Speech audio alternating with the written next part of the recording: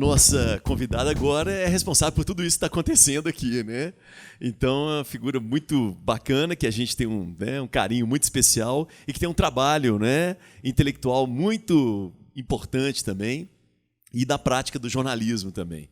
Ela é cofundadora, gestora da Eterno Aprendiz, consultora, jornalista, radialista com experiência em televisão, né, TV Horizonte, Canal 23, Rede Super, funções de produção, reportagem, edição, redação, direção geral e também assessoria de imprensa e cobertura política, mestre em comunicação social, graduada em comunicação social, jornalismo e também rádio e TV, gestora em instituição de ensino superior, coordenadora do curso de jornalismo multimídia, coordenadora pedagógica e professora universitária por 15 anos, Centro Universitário UNA, fomos colegas, né? Muito bacana também. Faculdade Estácio de Sá, aqui em BH. Foi membro do Conselho Curador da Rede Minas de Televisão, muito importante isso aqui também. Integrante da equipe consultora para a construção do projeto de digitalização da emissora. Publicou suas pesquisas em periódicos e livros, como Mulheres Comunicam, Folhas do Tempo, pesquisadora nas áreas de cultura, crítica das mídias, jornalismo, novas tendências, política, feminismo, metodologias de ensino e pesquisa. Vamos falar um pouco sobre o futuro da desinformação e da notícia. E com a gente, Piedra Magnani. Obrigado, Pedro. Boa noite. Já estamos aí na reta mais que final, né, com atraso, então vou tentar ser o mais breve do que eu havia planejado. E depois de falarmos aí de gastronomia e nutrição, alimentação, acho que agora a gente vai pensar um pouco em como é que estamos alimentando nossa mente, nossas emoções e a nossa alma, que é a informação, né? Então, vamos começar. Eu começo fazendo duas provocações para a gente recolocar a discussão sobre fake news, sobre a informação e a desinformação num patamar um pouquinho diferente do que a gente tem visto. A primeira diz respeito ao processo de produção da notícia. E a pergunta é a seguinte: a objetividade e a neutralidade da informação, tão alardeada pelos veículos como um atestado de qualidade da informação, ela é uma necessidade mesmo ou ela é uma falácia? E aí eu digo por que é uma provocação, né? Porque se a gente for pensar na base da produção de qualquer informação, existe uma escolha, existe um recorte, existe um ponto de vista e uma visão de mundo que reconstitui um fato. Então, nesse sentido, existe uma limitação a qualquer notícia que vá ser produzida e toda informação ela é passível de questionamento. Então, o que vai definir uma informação e uma desinformação não é o estatuto de uma objetividade ou de uma neutralidade da informação, porque ela, em última instância, não nos é acessível. Isso é uma primeira, né, questão que a gente precisa nos debruçar. A segunda provocação vai para o outro polo da recepção da notícia. Então, pensando, né, no sujeito que busca a informação, essa busca atende a que demandas desses sujeitos em sua vida cotidiana, social? Para que existe informação no mundo, né? Eu falei aqui da alimentação da mente, das emoções e da alma, e é mais ou menos por aí que vai meu raciocínio. Desde que o mundo é mundo, o ser humano está diante, né, do grande espanto da imprevisibilidade, né, das catástrofes, da fome, da miséria, das doenças. E há sempre uma busca pelo conhecimento, no caso da ciência e da informação, com o surgimento do jornalismo, de tentar controlar, lidar com esse imprevisível da vida. Então, a fake news, as notícias falsas, elas vêm atender também a uma demanda que a notícia considerada verdadeira, boa, de qualidade, também existe para esse mesmo fim, né? Ela está ligada diretamente à questão das contingências da vida e uma busca por nos sentir menos vulneráveis. Eu quero conhecer e saber para, de alguma forma, poder me precaver, me adiantar e lidar melhor com os impactos dos fatos imprevistos da vida, né? Então, esse medo do desconhecido, do imprevisível, essa busca de conhecer para controlar, ela está na base do surgimento da imprensa e que fez, então, uma exploração econômica desse medo que é universal. Quando eu digo universal, é porque é um medo que aqui ou lá na China, em qualquer lugar do mundo, as pessoas estão lidando com esse dilema da vida, né? Então, também, o que define a informação e a desinformação não está diretamente ligado ao fato de lidar com os nossos sentimentos e as nossas emoções mais ou menos, porque a notícia tida como séria também vem atender essa demanda, assim como a ciência e outras formas que fomos criando ao longo da civilização para tentar lidar com esse drama humano, né? Então, não é por acaso que a informação se tornou o maior ativo da nossa civilização globalizada atual, né? Do século XV aos dias de hoje, a gente vê, né, essas duas provocações aí como papéis importantes que a informação vem, por mais que as tecnologias tenham transformado muito como essa informação é produzida, circulada e recebida, fato é que ela tem um papel muito importante na civilização, né? E para pensar um pouco o cenário que a gente vive hoje, né, muitos aqui já disseram da revolução digital, das tecnologias. Eu vou falar aqui do tsunami de informações, que é exatamente essa sensação ali da imagem de que a gente está sendo completamente enredado e, muitas vezes, até sufocado com tanta informação, né? E, nesse tsunami de informações, a própria mídia tem passado por transições importantes. Então, a gente sai de um cenário de uma mídia de massa convencional, né, de veículos de comunicação tradicionais que detinham, de certa forma, um controle, um monopólio da informação, por uma mídia que se tornou, por causa das tecnologias digitais, pulverizada e privacizada. O que eu quero dizer com isso? Cada vez mais consumida dentro da nossa privacidade, da nossa vida cotidiana, né? E também uma outra mudança, que é sair das instituições, dos veículos tradicionais das empresas de comunicação, que tinham uma hierarquia, um controle, um poder ali na mão, para uma comunicação em rede, que tende a criar novos polos descentralizados de controle e de produção da informação. Então, para que eu trago esse cenário? Né? Para a gente entender por que é que as fake news, as notícias falsas, se tornaram esse fenômeno na nossa vida. Né? Então, o que está acontecendo de lá para cá, desde que, né, a gente tem a imprensa, que nós estamos vivendo esse momento hoje de um fenômeno meio descontrolado sobre a produção da informação. Aí, só uns dados que vão ajudar nesse cenário, principalmente pensar o Brasil, né? Existe uma pesquisa que é feita pelo Instituto Reuters, lá da Universidade de Oxford, chamado Digital News Report, que tem, né, há vários anos esse levantamento do consumo consumo das pessoas de notícias, como que a gente lida com as tecnologias. E já em 2015, o Brasil desponta como o país que mais usa o WhatsApp para se informar. Lá naquele momento, que era muito diferente do cenário do resto do mundo, muito diferente. Então, ali também aparece que nós, naquele momento, éramos quem mais consumimos notícias em redes sociais, no geral, 70% é muita coisa, né? Quem mais compartilha, quem mais comenta nas redes sociais, ou seja, quem mais consome notícias online. E essa tendência vai mostrando um pouco o cenário brasileiro, né, como é que as coisas vão se descortinando até chegarmos à situação que a gente vive hoje. Em 2017, esse levantamento, que é feito em mais de 36 países, eles entrevistam 2.000 pessoas por país, uma pesquisa super séria. Em 2017, os países da América Latina, e não apenas o Brasil, também aparecem como os que recebem mais notícias por redes sociais e aí também aplicativos em relação a outras partes do mundo.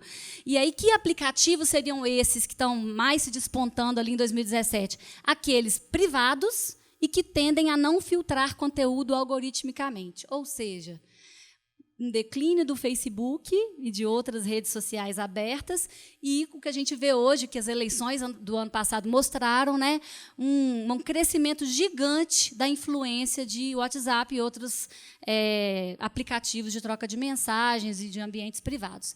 E aí, essa pesquisa, em 2019, só para, né, assim, finalizar com alguns pontos, mostra para a gente um crescimento também do Instagram, continua o crescimento do WhatsApp, né, que já era muito grande no nosso país em relação ao resto do mundo. Começa a aparecer também o WhatsApp, o Instagram, para consumo de notícias, né, especificamente para informação. Quase um quinto dos usuários aparece ali que eles debatem notícias e política em grupos de pessoas que eles não conhecem todos os integrantes, né, o que aumenta as chances de fake news se disseminarem. E também o Brasil se destacou como a maior queda no índice de confiança nas notícias, o que foi atribuído pela própria pesquisa, né, à polarização política, disseminação de fake news nas eleições de 2018. Então, nós estamos já falando de fake news abertamente, é a expressão do momento, né, mas não é um fenômeno novo. Na verdade, a gente vai ver aí na história alguns casos emblemáticos no Brasil, como a Escola Base, em 94, uma entrevista que foi apresentada no programa do Gugu sobre o PCC, em 2003, o caso da bolinha de papel na testa do Serra, na campanha de 2010, o assassinato de Fabiano de Jesus, em 2014, e são inúmeros outros exemplos que mostram o quê? Que fake news não é sinônimo de notícia amadora, fora do circuito da grande imprensa, né?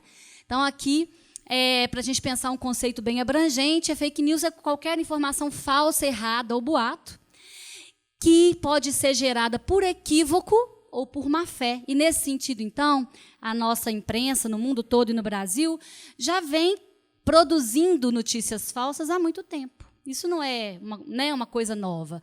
Existe aí uma distinção que se faz entre boatos e notícias, no sentido de que a gente teve, aí, a partir da modernidade, uma tentativa do jornalismo, da imprensa, de racionalizar o processo de reconstituição dos acontecimentos e produção da notícia. Então, existe uma técnica chamada lead, que são algumas perguntas básicas: quem, como, onde, quando, porquê, e outras perguntas que vão tentar fazer o quê? Mapear de uma forma bem objetiva e sair do boato, da fofoca, para chegar mais próximo da verdade dos fatos.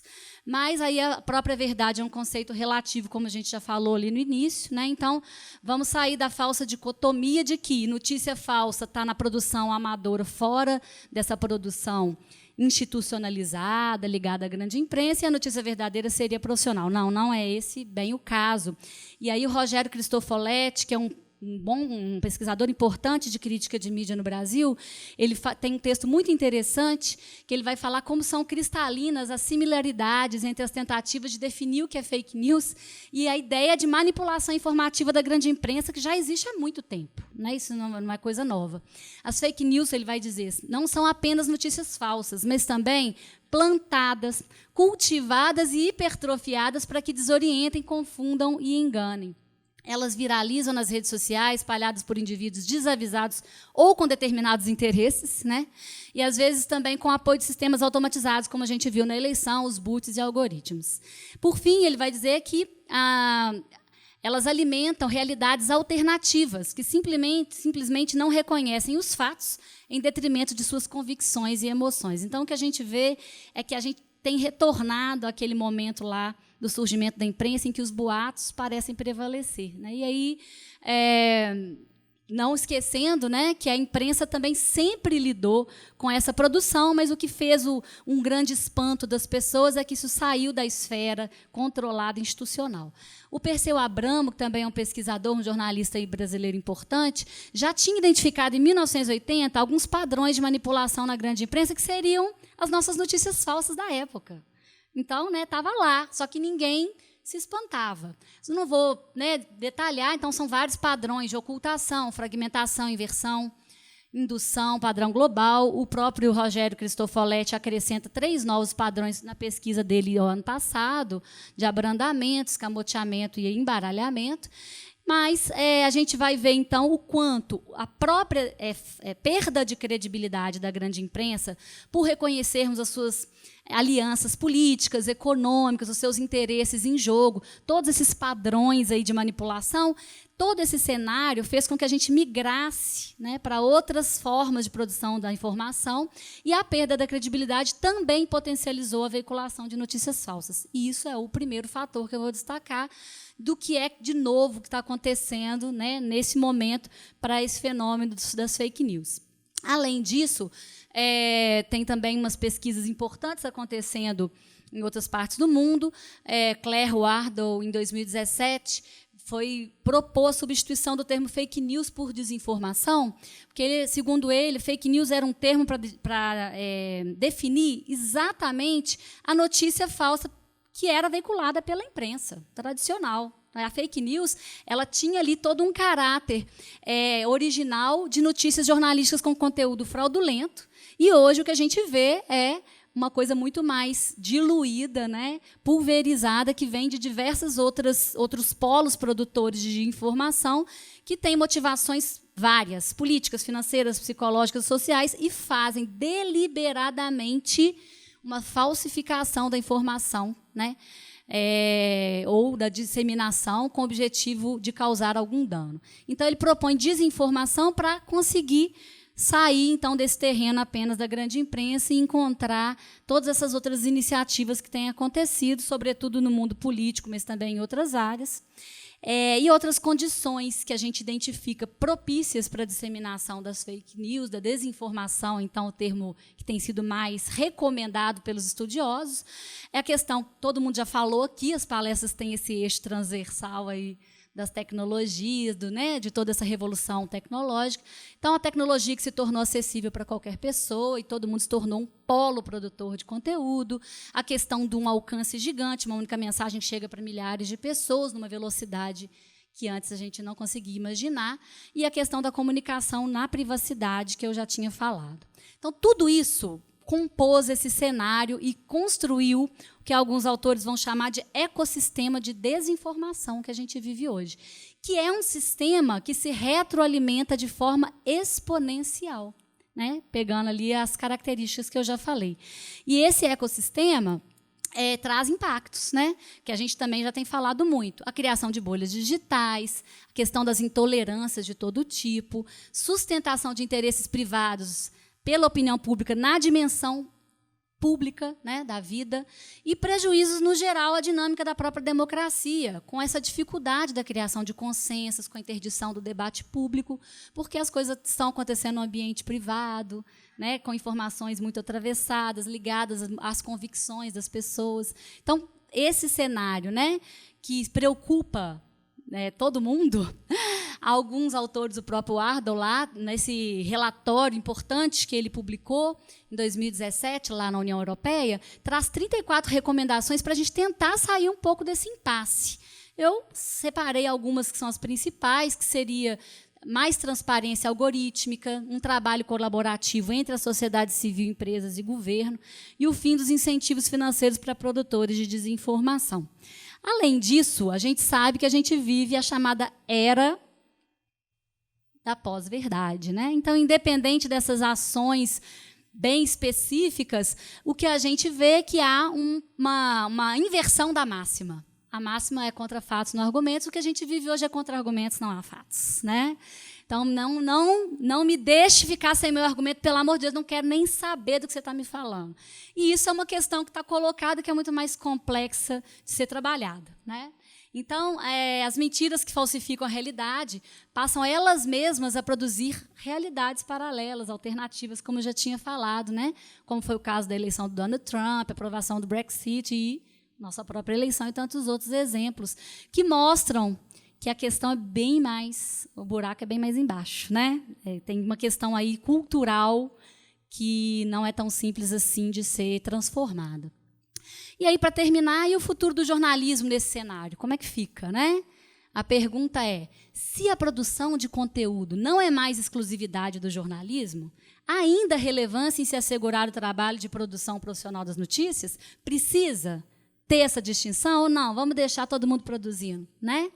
Então, o que o jornalismo tem enfrentado, eu sou da área do jornalismo, professora há muitos anos nessa área, são as novas frentes de atuação que o jornalista pode encarar, porque não dá mais para o jornalista, primeiro, tapar o sol com a peneira, negar essa transformação e continuar nadando contra a correnteza, querendo ter o monopólio da informação. Isso não vai acontecer, né? Também não dá para esse jornalista achar que só usando as tecnologias, as redes sociais, as coisas estão disponíveis, isso também vai salvar a vida das empresas, porque não vai. Então, a gente tem algumas frentes que eu mapeei assim, bem rapidamente, que é o retorno à credibilidade, à valorização da notícia produzida profissionalmente, a partir dessa apuração criteriosa que os jornais foram deixando de lado, né, os veículos tradicionais por causa da velocidade, desse imperativo tecnológico, né? Então, muitas vezes, as notícias da grande imprensa estavam piores ou iguais às notícias amadoras, então é importante ter retomada de uma apuração criteriosa e a diferença entre apuração e checagem da informação. A apuração é aquilo que a gente faz antes da notícia ser publicada. A checagem é após publicada. Vamos ver se essa notícia realmente tem fundamento, é verdadeira? Então, um segundo ponto que a gente tem é o fact-checking, ou checagem da informação, que é posterior, que é o jornalismo para a confiabilidade ética da informação também, assim como no primeiro caso. E aí eu vou destacar algumas agências de checagem no Brasil importantes, as pioneiras, que têm feito um trabalho muito bacana, a Lupa, a Pública, Aos Fatos, inclusive, acabou de receber um financiamento do Google, lançou o Radar aos Fatos, que vai fazer todo um acompanhamento das notícias falsas ligadas a políticas, eleições, muito interessante. Fato ou Fake, que é ligado ao Grupo Globo, e o projeto Comprova, que fez um consórcio de Band, de outros veículos. Então, são algumas das iniciativas que a gente tem hoje de checagem de informação, que já cumprem um papel importante e abrem uma nova área de atuação para o jornalista, né? Por fim, vou falar da curadoria da informação. O Aldo até falou muito rapidamente aqui da curadoria. Coloquei ali a imagem de um garimpo, que é o jornalismo como triagem, seleção e intermediação da informação. Se a informação hoje, nós vivemos o Big Data, ela é um tsunami de informação, então cabe ao jornalista fazer a filtragem e encontrar a informação que é realmente relevante para aqueles usuários, né? Ele é um intermediário, também é uma área importante aí para o jornalismo. E o último slide, as tendências e caminhos também, né, para o jornalismo sair da crise. Também a gente percebe a necessidade de aceitar a perda do monopólio do noticiário pelos grandes veículos, incorporar a lógica do grátis que a web trouxe e saber tirar proveito disso, incluir verdadeiramente a colaboração do usuário na produção e circulação de conteúdo. A gente vê que eles ainda fazem proforme, né? Não tem uma incorporação na própria lógica de produção, e buscar a pluralidade de versões e vozes como garantia do respeito à diversidade. Então, essas são algumas tendências da produção de notícia, da informação e desinformação. Obrigada.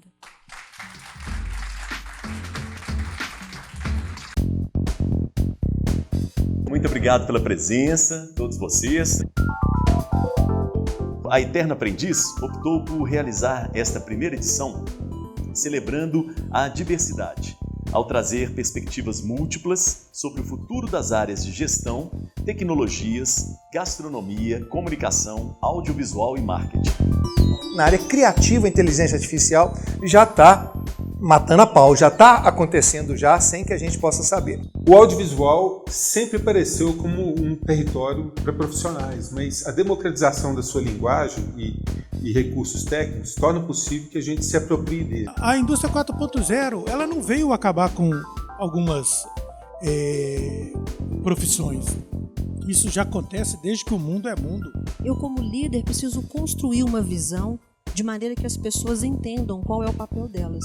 Isso é gerir a diversidade. Todos os serviços que descompliquem os processos irão fazer sucesso nos próximos 10 anos. O conhecimento está aí para ser assimilado, para ser utilizado e para ser repassado. O sinal de fome é o que te diz quando comer, e o sinal de saciedade é o que te diz quanto comer. O que define a informação e a desinformação não está diretamente ligado ao fato de lidar com os nossos sentimentos e as nossas emoções mais ou menos, porque a notícia tida como séria também vem atender essa demanda, assim como a ciência e outras formas que fomos criando ao longo da civilização para tentar lidar com esse drama humano, né?